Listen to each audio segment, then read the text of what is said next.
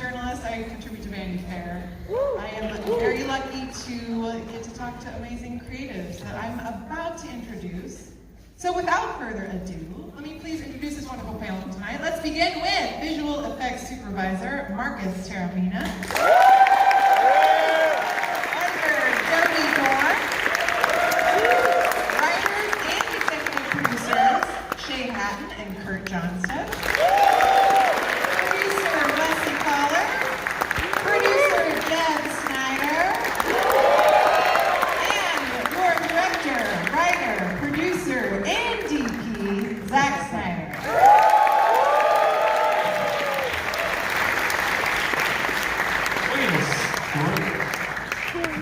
We're overhydrated. We got lots of water. It's impossible. Mr. Snyder, do you ever consider not doing all the jobs?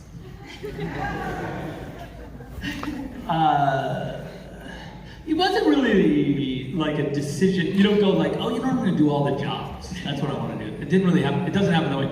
You know, because as far as the big weird job that I did, I mean, in Hollywood was I was the cinematographer, right? That's the weird job that I shouldn't have done, that they would say I shouldn't do. People would say I shouldn't do. Because when I did Dawn of the Dead, I remember I had, thank you, I had been working in the commercial world, and in the commercial world I was a director cameraman, which is basically a director DP. And so when I got that job, they said, look, you know, in movies, you know, you can't do two jobs. So you're doing one job, and we're going to have to hire you a DP. And I was like, okay, what do I know? I don't know anything about this, that's fine.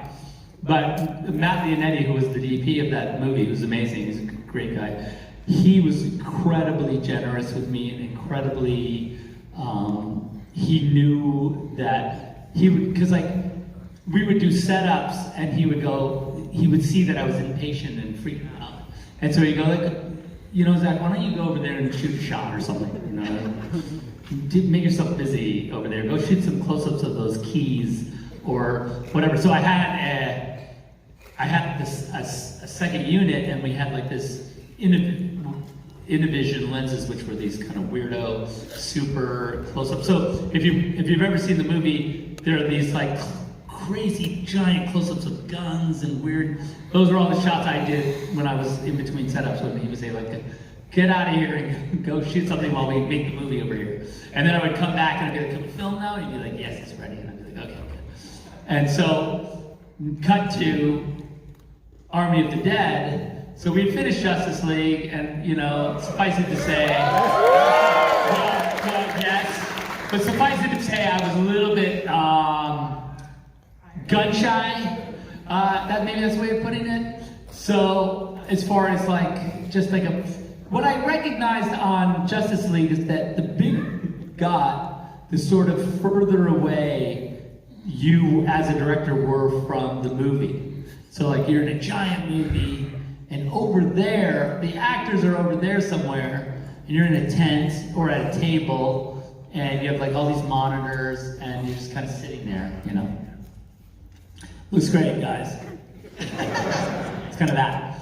But then what happened was when we were getting ready, like when I was thinking about making Army, I was like, you know what? I really want to just be the DP of Army, because I just feel like I need to get back and like just get a hold of these fuckers and like, you know, make a movie.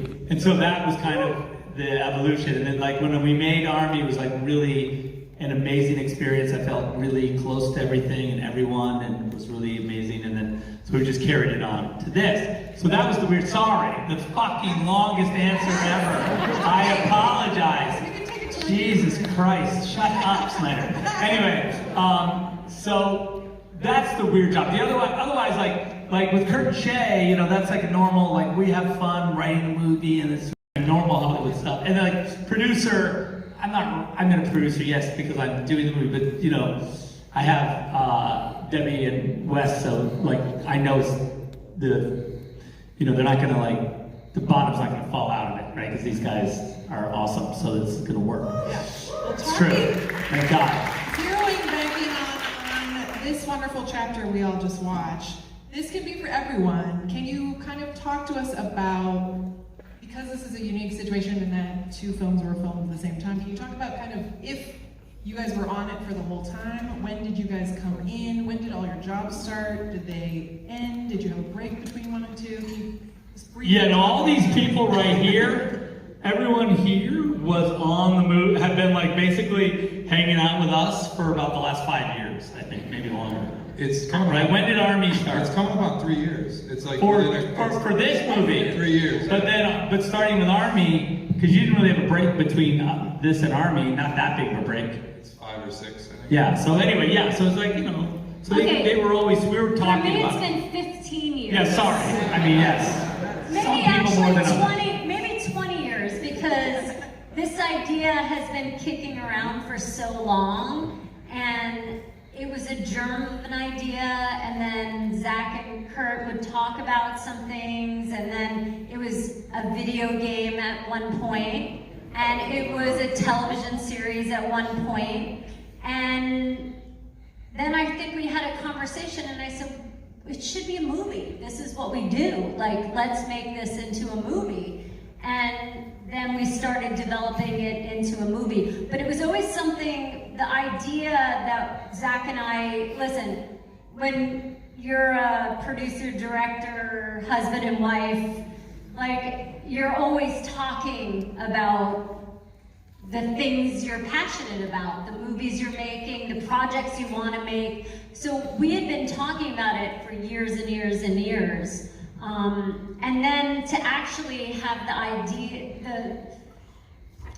to have a studio willing to make something of this scale with an original IP and original characters is really kind of unheard of today, because everything is sequels, prequels, it's a game, it's a this, it's a that.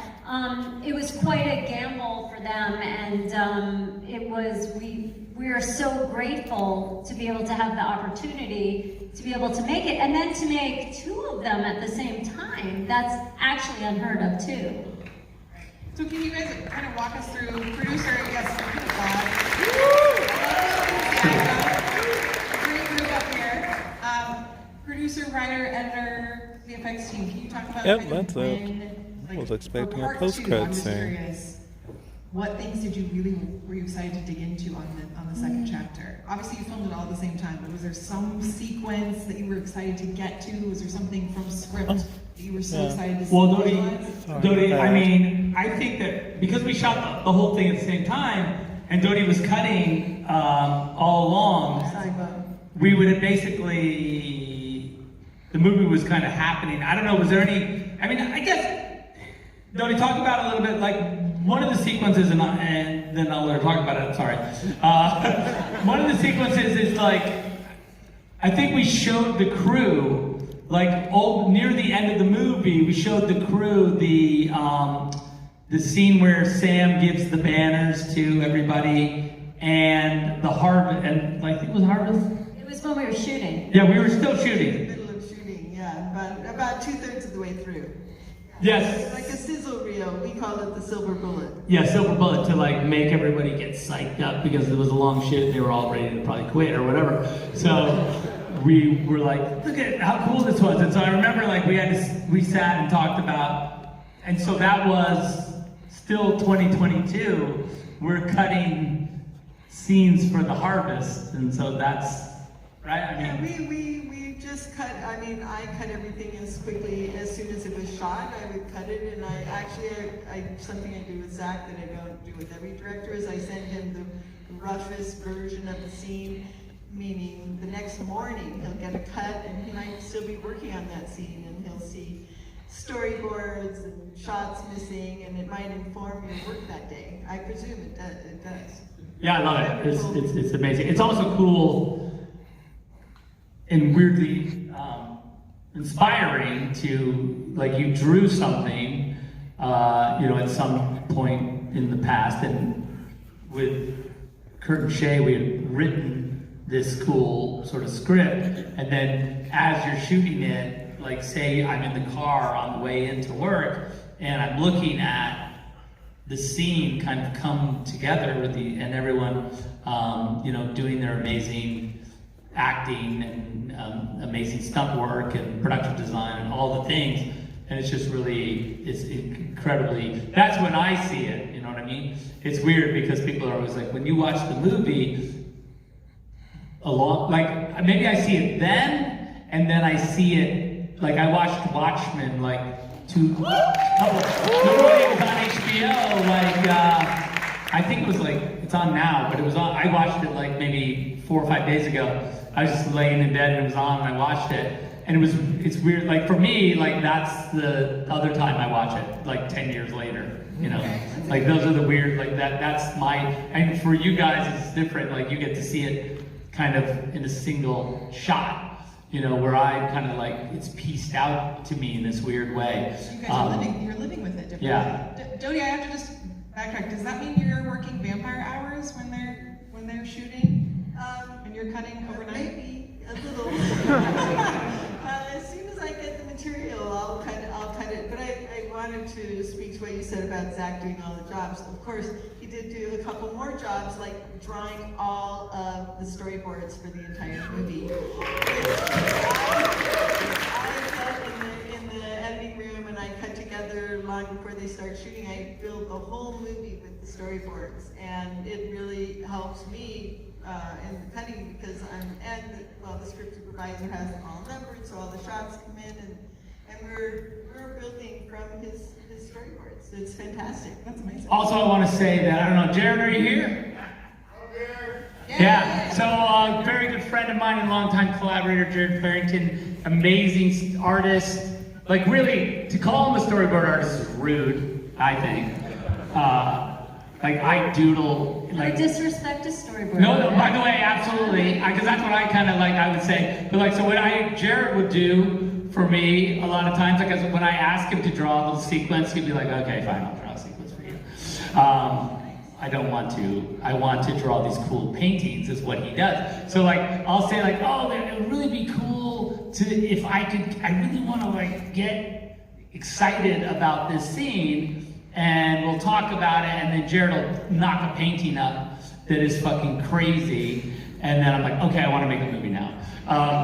And so I think he's back there, and he's a genius, and thank you, Jared. And all the storyboards, as well as the paintings, really inform what Marcus does, because a lot of times, if things aren't thought out in pre-production, it costs a lot, there's a lot of stuff thrown out. So I know, Marcus, can you talk a little bit about how this process affects you? Yeah, absolutely. And it's interesting, I never asked you, Zach, because it's like, I'm rushing to get the storyboards out of the cut, right? Because it's just a piece of paper, digitized, and I'm just like, I gotta get something in there. It's rude. Something in No, but that's what I'm getting at. It's like, it's a little sad to see those go, probably for you, but also. No, it's not sad at all. But yeah, I think a lot of the artwork. When Jared's drawings go out, it's sad, but when mine go out, it's fine. But even Jared's artwork too. Really early on, when you put that sizzle together, like I looked at some of those for this movie, for both movies, but for this movie, I'm like, man, we're gonna have a lot of work ahead of us. Like, okay, that's our key art in this moment right now.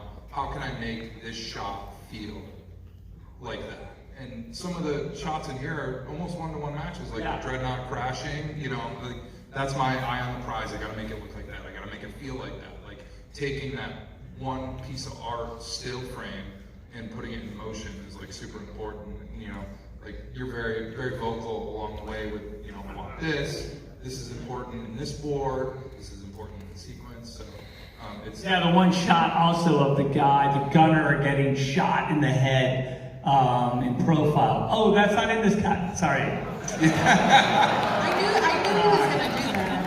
I'm sorry. Anyway, it's cool. I knew that was Some other cool shots. It's a really good shot. It's gonna be cool. We're ahead of the question. We're coming back to that. It's fine. It's fine. We won't leave it. It's not going anywhere. But by the way, the storyboards really inform all the other departments, and it's really interesting because the people on our crew that have done multiple movies with Zack really realize that they're literally the shot. down to the lensing, down to if there's a ladder in this. And sometimes the newer people, we would have these storyboard meetings, and they'd be like, oh, okay, and they didn't realize, they would think like, oh, it's the words in the script, but it's like the boards come from the script and then inform more. And we'd show up on set and maybe that ladder wouldn't be there. And Zach's like, well, the ladder is right here. And they were like, oh, we didn't know that, like you really meant that. And then people catch on, oh, it's exactly how it is. And it's really interesting. I think some of the making of books show a comparison of the drawings, sometimes the previs, and then the actual shot. And it's so amazing to me how accurate it is when you look at them in comparison. Yes, thank you, by the way, for doing that, because it's a dream to be here. Yes, Zach, thank you for doing Well, that. it's not, it's, you know, I really wish, when we were doing Sucker Punch, I remember, thank you, I remember the production staff saying, you know, who was it? Who said it to me? Well, I forget. One of the production, like, old timers was like, one day you're gonna like not draw these drawings and you'll be able to just like, you know, just make it up. I'm like, well, I can make it up, but like, I just thought the drawings were helpful. But like, I can't. It's funny because like the more, like when you try not to do the drawings, you just, it's one time. Really, what it is just a chance to make the movie one time first. So you like kind of do the movie, you think about it as if you were shooting it. You're like, oh, camera could be here, and the door's over there, so they'll come through, and then we'll be on this side. And then you do that work so that on the day, you already have done it once. It's like a rehearsal, and you can kind of do it quicker or better, or I don't know, whatever. But the truth is, it's really just as a tool, it's nothing more than that, and then it helps. It just helps me make the movie. And I think that if there's young filmmakers out there, you're gonna have your own thing that maybe isn't storyboards that helps you. But I do suggest that you find a tool that allows you to sort of visualize the film before you make it, because when you get on set, having to be one beat ahead of everybody is important, because there's gonna be a million questions and a million things you need to figure out. And that step does give you a leg up on everybody else, and that's important. Can I ask? Especially because you draw the edit, as opposed to just making a shot list and having, you know, I need this wide, this medium, this close. But I think for all of us, it's incredibly helpful to see exactly how you envision each beat of the scene playing out. I think for us as producers or as a production designer, it tells us the way you framed everything. You're so specific and so consistent, sticking with what you've drawn most of the time, that we can be very strategic in what we build and what we don't build. And I think just with an undertaking of this scale, the amount of information and your ability to convey it, I think is incredibly helpful in the process. And I think it also, your willingness to empower department heads in a way that I think, gets the best out of all of you is just amazing. I think it's a team, and I think it's why, all of us have worked together for so long, is because it becomes a creative family that really is all working in tandem for the same goal. Yeah, this group is very chatty and collaborative backstage also. I really wondered, between when the release of part 1 and this one, you were probably still finishing part 2, did anything in the reception and reaction from audiences to the part 1, did you guys tweak anything or modify anything in between after seeing reactions, or was all... It was locked. Okay, it was locked. Yeah, and it's an interesting process because, I think that movie 1 and this movie as well, there's really a lot of goals we had for the movie. There's a lot of, beyond the story, there's a rating, there's sort of like how long you want the movie to be, and those things are really kind of specific, and I feel like they make the sort of wider viewing of the movie easier. And that's really what we wanted the experience to be, for a really broad audience to have a really great time and really enjoy the film in the easiest digestible way. And I think I really am excited and proud of the movie in that way, and this movie as well. It's just the two movies flow together, and they're very consistent, and they're super fun, and audiences, I think, have responded to the movies in a really positive way. Yeah. So that in that way, I'm super excited about and happy. Couldn't be happier with these two films as companions. Yeah, let's dig into this one a little bit.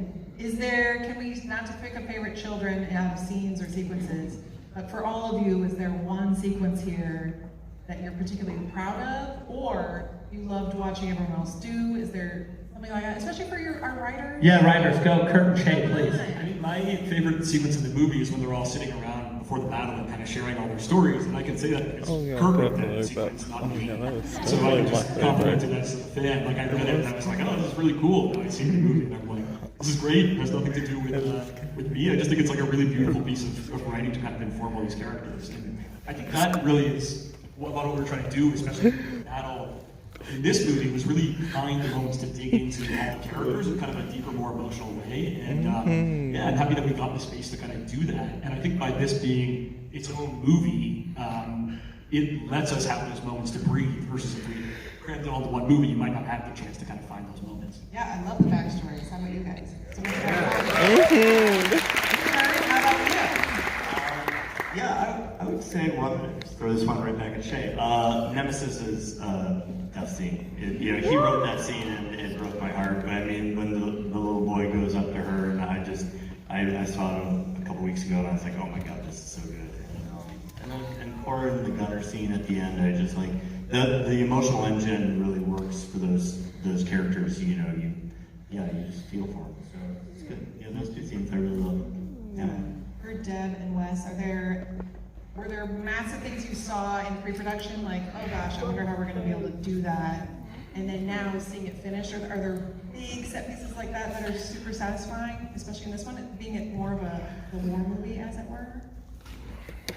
The wheat was really I mean, the wheat was so difficult for production because we were growing in soil that wasn't really You have to tell them that. You guys know this. All that wheat.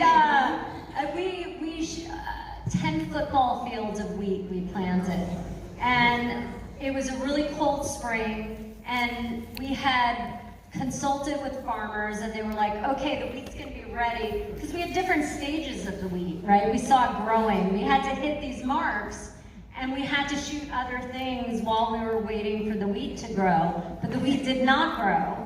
And we had to push the shoot 5 weeks and figure out other things to shoot. But you can't build all the sets at the same time, so you're building certain sets, and we had to scramble, and it was really challenging. And then the animals started eating the wheat, and it was like one thing after another. So after we shot, they would say, "Oh God, you know what? There's really bad news." And I was like, "What's wrong?" And they're like, "Well, these rodents are coming at night and they're eating all the wheat, and it's like a huge problem." And we're like, what do you mean? Can we stop them? They're like, we can't find them. We don't know where they are. They're these like magical rodents that come out of the darkness and just start eating the wheat.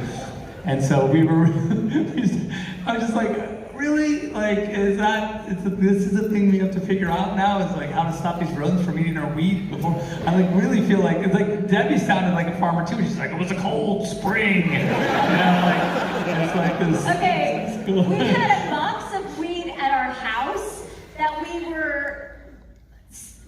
had a measuring stick, and we were seeing how far it would grow. And I go, well, I feel like you're giving this wheat a lot more love than the wheat in the field. So maybe I was, by the way. I had this big box of wheat at the house, in the front of the house, and I had like a yardstick, and I would water it, and I'd be like, the wheat's looking amazing. And I go, how's the wheat up at the location? Because my wheat's amazing. And they'd be like, no, the rodents are getting it. And I was like, oh God. Well, I'm like, I don't have any rodents here, so it's... By the way, when we finally got to shooting it, I think everyone took a deep breath, except there was rattlesnakes then that were in the wheat.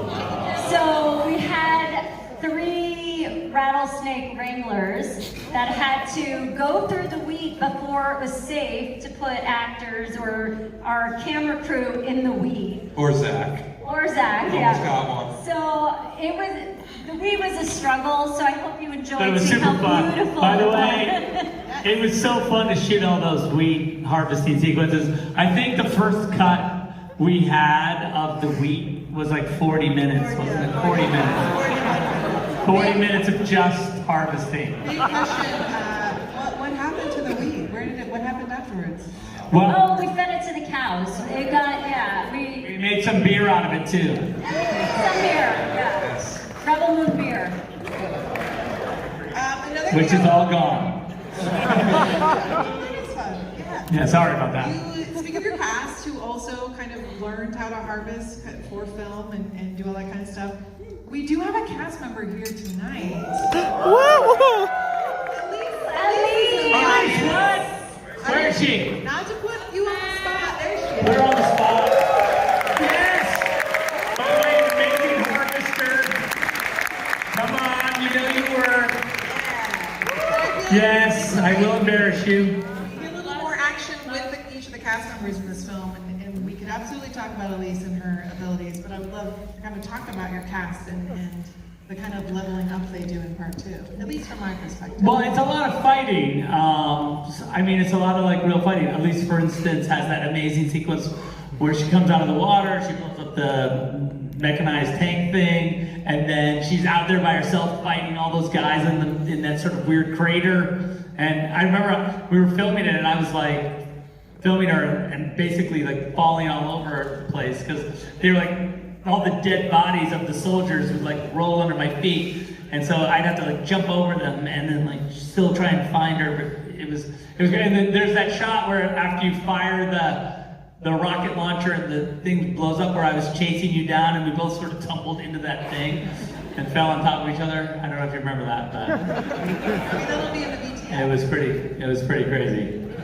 So yes, there was a lot of leveling up of a lot of dirt in our ears, as I recall. I think emotionally, there's a lot of leveling up in terms of the heavy lifting that's gone into the performances. In my opinion, are great across both films, but I think that the stories of redemption, the stakes get higher as we get deeper into the second movie there, and I'm always blown away each time we watch it with just how invested I am in those characters and those arcs, and we couldn't have been more lucky to have the group of actors that we did that not only delivered on screen, but also we had a lot of fun shooting the movie. You know, it was a long shoot, and it was long, hard. It was hot, and everybody showed up and just worked together and worked really hard to accomplish something that we're super proud of. Yeah, it's awesome. I love to talk about fight sequences because I think fight choreography is awesome to watch. You all do collectively. You do a really good job with it. And I think with talking to Dodie and Marcus, can you talk a little bit about the epicness of some of the fight sequences and how you your part in what you love to shape those and how you kind of enhance the performances? Well, one thing I did want to say that for editors, the sentence we don't want to hear is "fix it in post," and Zack fixes it in prep, and that's what I was saying about the storyboard.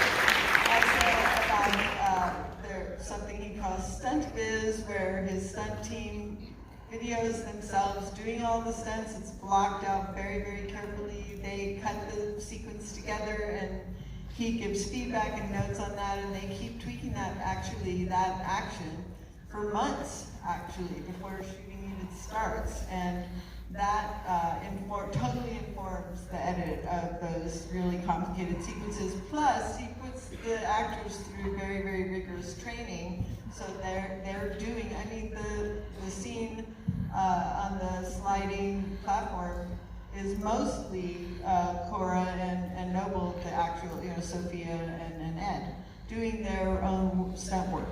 So it's very rare that a stuntee takes over.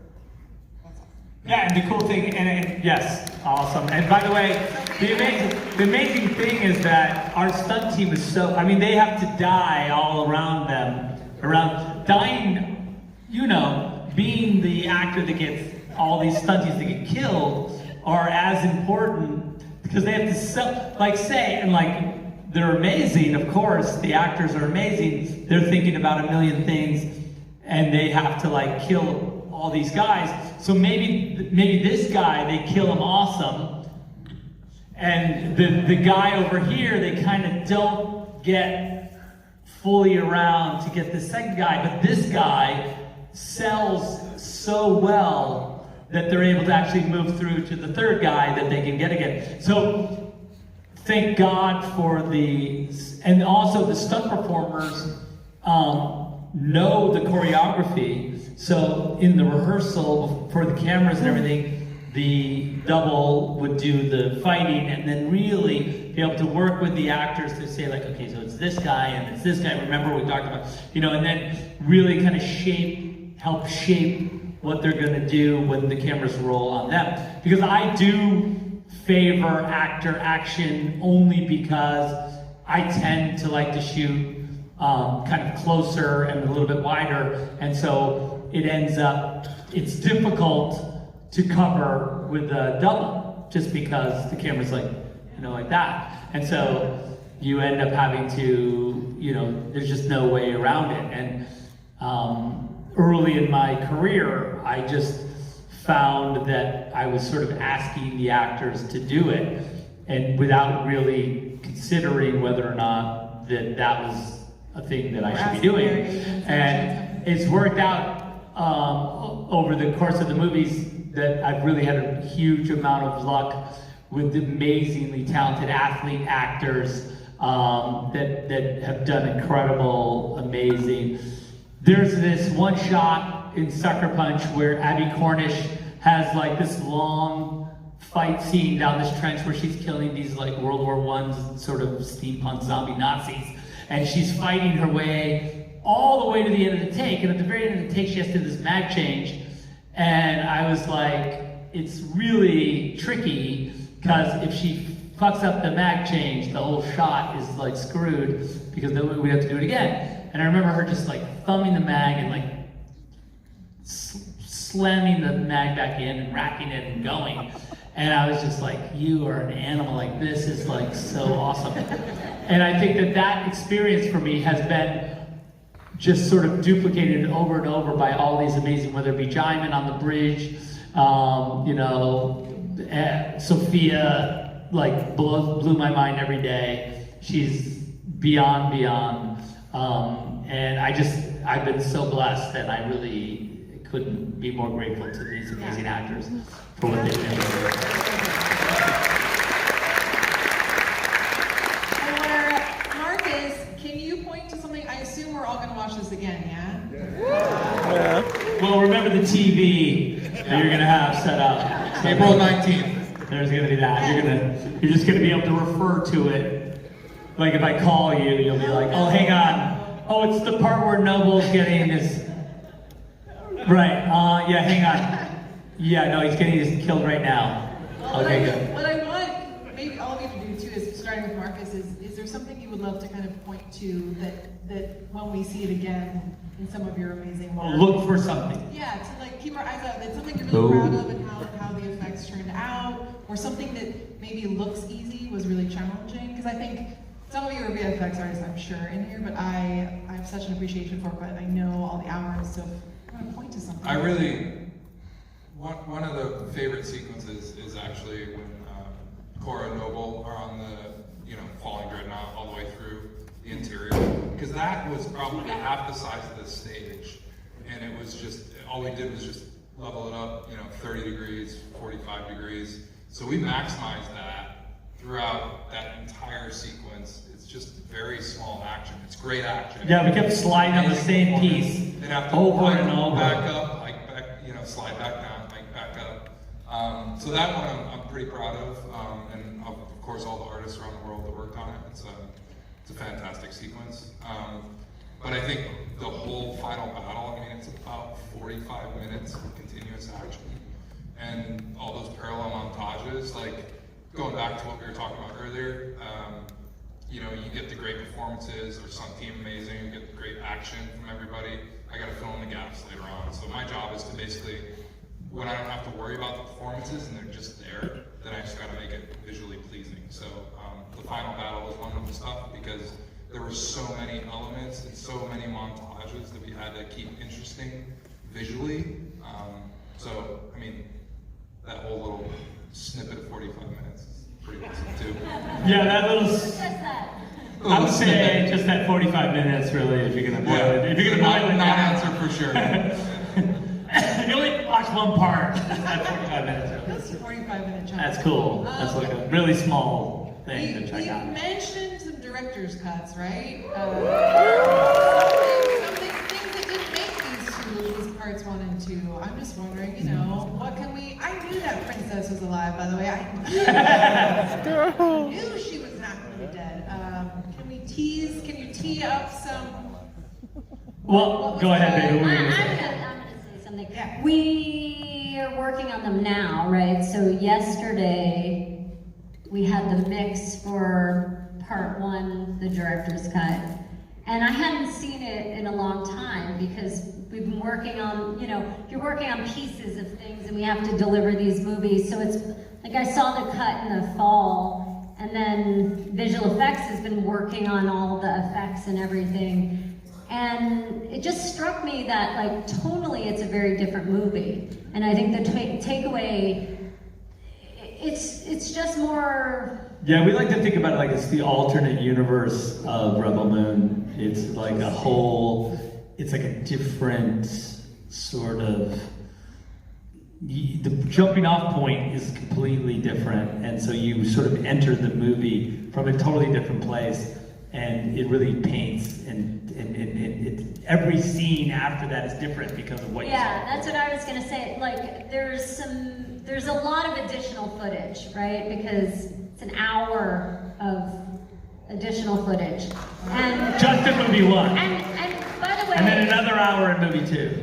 I have to give Netflix 6 so much hours. credit because they knew that you guys all look for Zach's cut. They know that Zach is known for his cuts, right? And they were like, we don't just want it to be deleted scenes, and we don't want you to be mad at the PG-13, and like, so let's plan this and let's do it right, and we can have a cut that my kids can see, and a cut that is That your kids can't really see. great, and then you do what you do, and that support was, we've never done this before, and it was really, incredible. But it is true when watching it yesterday, and you see there's like this crazy scene, and then the scene after it, even though it's the same scene, just takes on a slightly different tone, just in general. And I will say also, I mean, just as a little piece of the details of that cut are so crazy, because even in scenes that are exactly the same in the PG-13 version as they are, in some of the scenes, the same line that is delivered in the R-rated version as opposed to PG-13 is a different take than it is in PG-13. So like, even though it's the exact same words, the performance is slightly different. And so we really were in the weeds that deep, where we were like, in the alternative universe, this is the correct take for this movie, as opposed to the PG-13 version, where that take is the correct take.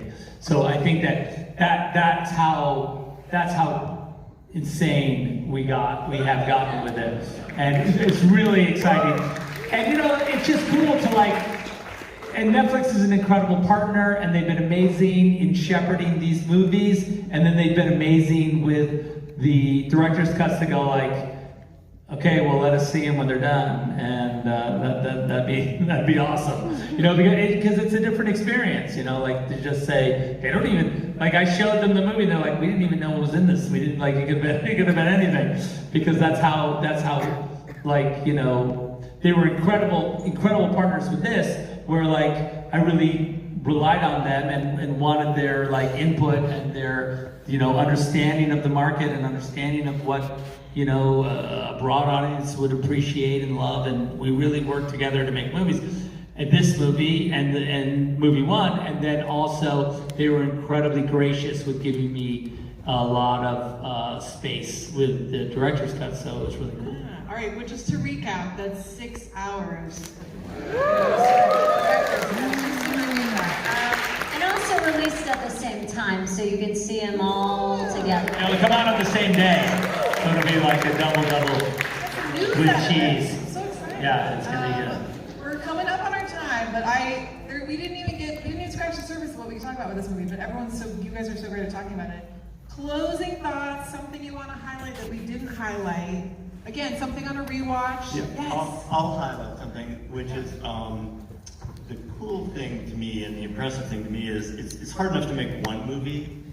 It's hard enough to, of course, it's twice as hard to make 2 movies, but Zack had 4 movies in his head at once.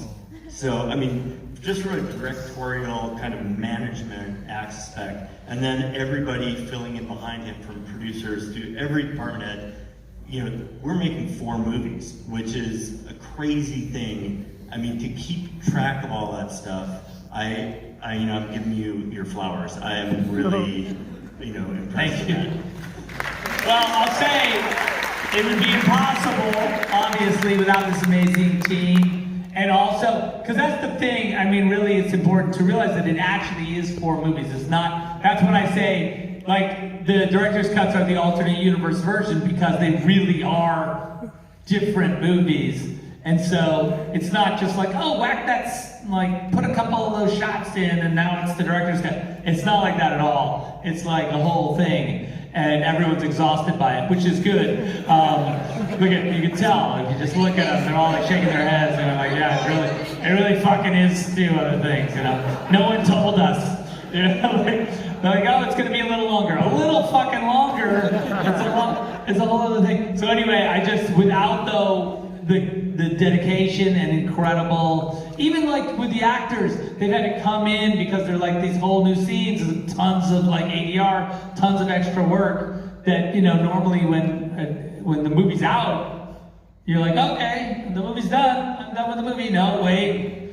not quite yet. There's another movie that we have. So it's really exciting, and again, thanks to Netflix for the amazing sports. And by the way, thank you to you guys. I mean, we have felt so much love through the years and through good times and through really hard times. The fans have always been there for us, and it really does mean something, and we are touched so much by your stories and just how you've embraced and supported us, and it really, we realize that, and we do not take it for granted. So thanks for coming out tonight. Watch the movie again on Netflix, and I've been told that it's important to give it 2 thumbs up, so do that, and then go watch movie 1 again. Yeah, apparently the computer loves that, so. Yeah, you gotta, one thing I wanted to Hal will kick your ass if you don't like it. Zack's team, Zack and Deb have an amazing creative team. They've tons of people that have worked with them for years, so they hire the best. Your prop master is one of my favorite people in the world. I don't think prop masters get enough love. Yeah. I'm a bit of a prop for too, so. Yeah. Brad Elliott, one of the best people in the world. Also Yeah, Brad's hilarious.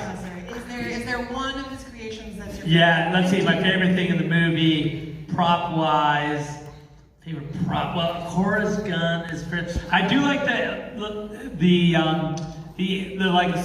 Imperium assault rifles, which we had about 1, 2, 3, 4 variants of, in 5 variants of, that were designed by us and by Brad, and then manufactured by Weta Workshop, and then sent over to us. Weta Workshop also manufactured the Beetlejuice chairs. We call them the Beetlejuice chairs. You know those chairs that grab the people? Because like in Beetlejuice, that chair. Oh my god. Oh. Similar. We realized that after, I was like, that looks like the chair from Beetlejuice, the chair. So anyways, they built the Beetlejuice chairs too, and they're incredible, but of course with him managing them, and also Noble's bone staff is really like, I have one in my office, and it's really got this insane, so like the mythology is basically that the ancient Issa, the original Issa, there's been 3 incarnations of Issa, the original Issa was born during the time of upheaval, and to escape this conflict, she was taken across the desert on this creature called the Lochnar, and the Lochnar, that is the femur of the Lochnar that died carrying Issa to safety. Even though that's not the original one, like, that's the attention to detail Brad was able to put in, if you look really closely at the prop, in the sort of where the sort of femur would meet the hip joint in the kind of the what do you call it? The nubby ball socket, yeah, the ball joint part of it. There's a little window cut out, and in it is a little shard of bone, as if all they had left over from the original, Lochnar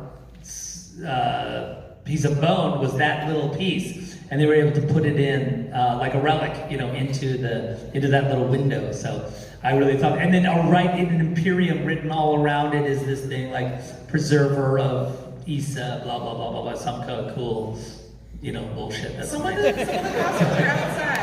As you guys leave, there are some of those. Oh yeah, I don't know. Is there a bone staff out there? Take a look at it. Yeah. Might be there. Anything else before we go? You guys have been awesome. Again, they can talk all night. Thank you guys. April 19th. It's when you can watch it again. Only on Netflix, so tune in. Thank you all so much for staying.